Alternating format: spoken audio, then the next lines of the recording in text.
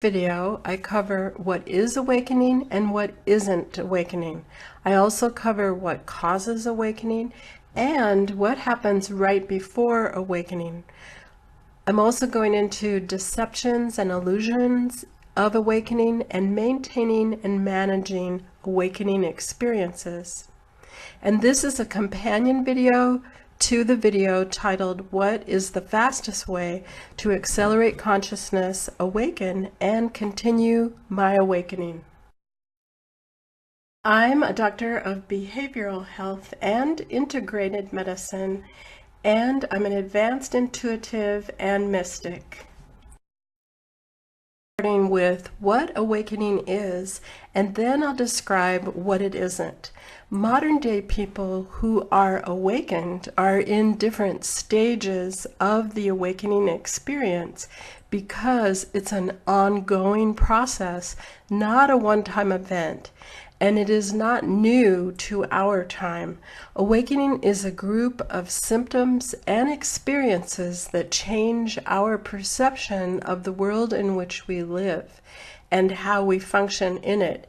Change means to expand our understanding, go beyond conventional methods of perception and experience, and have heightened awareness.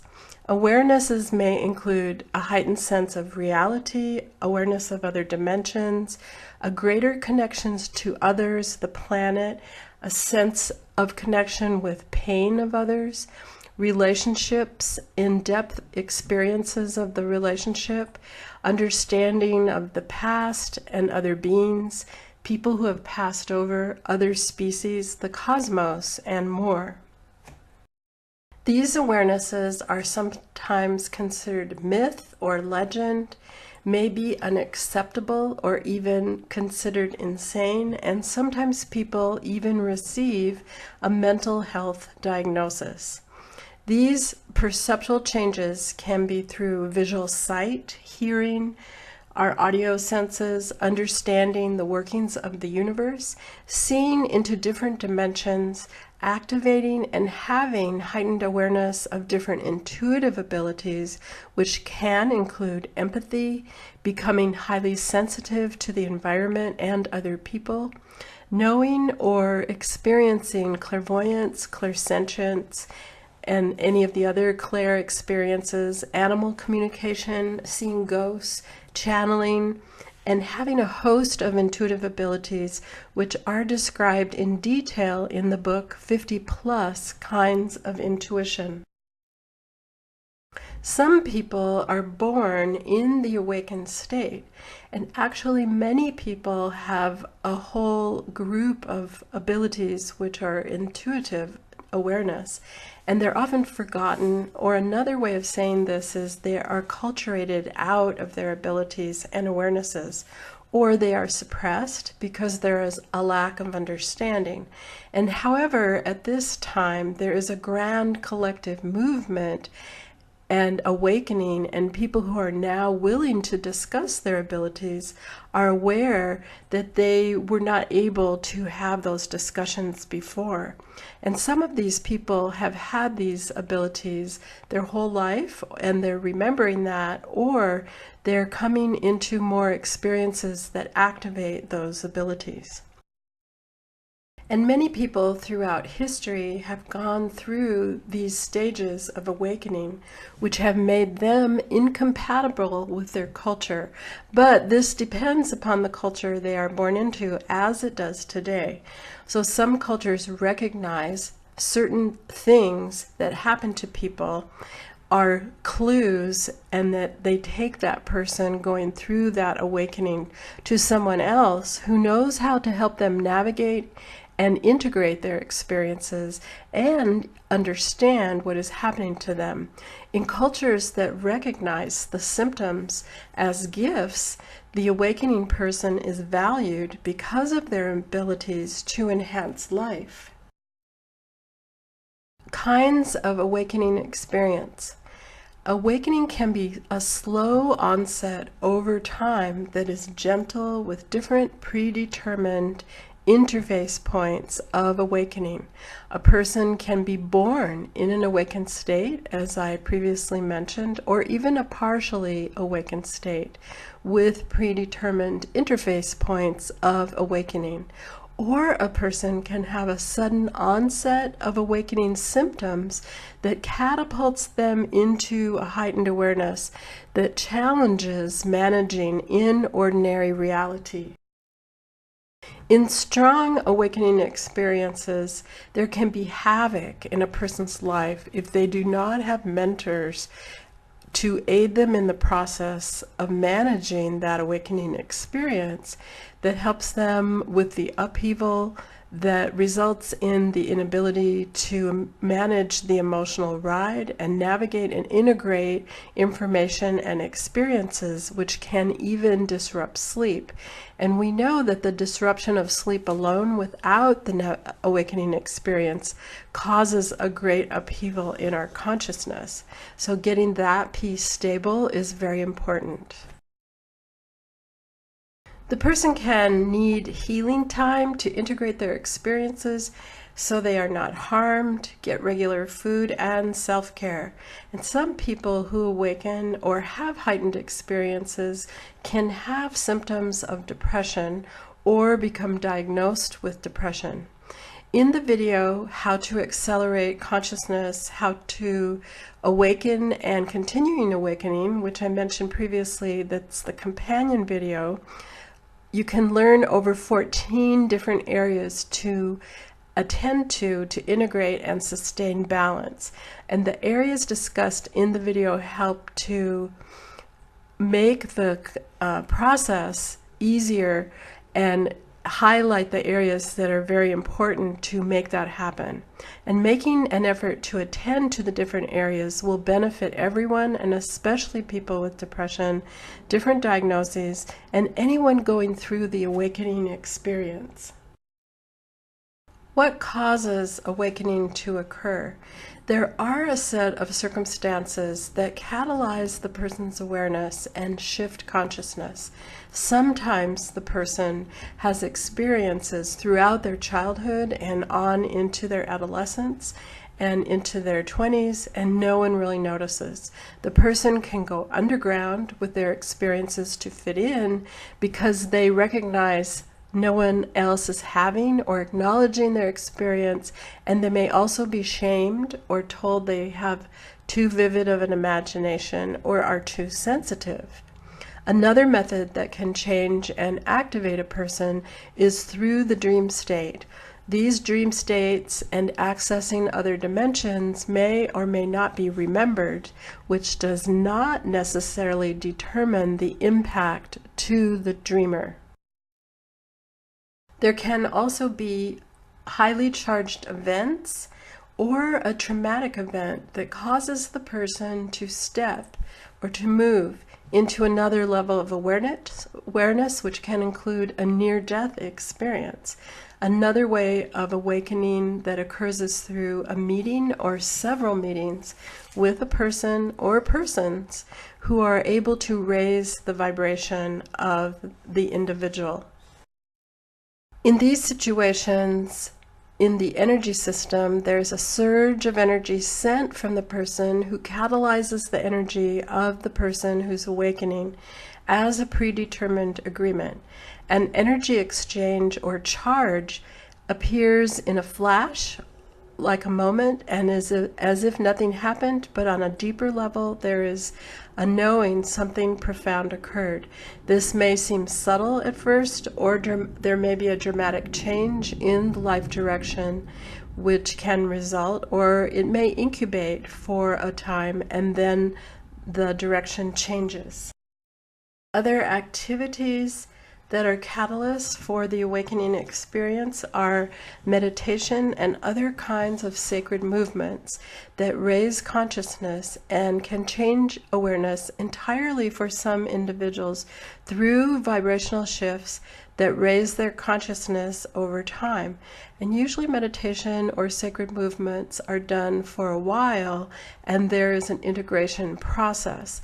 There are a couple examples of people who have gone through similar experiences that I'm describing are Esther Hicks, who began channeling the group of beings known as Abraham, Jane Roberts, who is from the 1950s, who channeled Seth, accessed the process not by her intention through writing poetry. And another person is Helen Schumann, who wrote the Course on Miracles through the channeling process. Another catalyst of awakening can occur for some people by visiting sacred sites. Sacred sites can be highly charged areas where certain stones or land configurations are present. There may be planetary and star alignments, and the awakening person may have memories or feel a heightening of awareness that stimulates their being. An example of this catalyst is the author Elizabeth Haich, who wrote Initiation. Other triggers awakenings are certain sound and musical patterns, or hearing a sequence of words that stimulate awareness. Conditions that precipitate awakening. The conditions that precede awakening are varied. Some people are very unhappy and their awakening is a breakthrough, but because it is unexpected and Western culture has little training how to recognize or deal with these spiritual awakening experiences, they are left without a guide or mentor to help them identify, navigate, and process their experience. They also need to learn how to manage different levels of consciousness, how to deal with negativity towards them, how to manage ordinary reality while living in a heightened state. And other people can experience a slow and steady awareness change. And this is through a set of circumstances when viewed in hindsight that led them to the experience of awakening. And these can be UFO sightings, as in the case of Daryl Anka, who channels Bashar, and other circumstances can be steady practices like working with dreams, spiritual study groups, a death of a loved one, or an unplanned, theoretically out-of-body experience. Deceptions and awakening illusions. People who read or learn about others who are on the awakening journey sometimes focus on their stories about their experiences and their abilities beyond the five senses. However, the abilities are not the goal, and to seek after the abilities is an illusion. Human beings often are enchanted by stories and experiences. However, they are not the goal. Stopping on the path because a heightened ability is achieved is a deception in the process of awakening.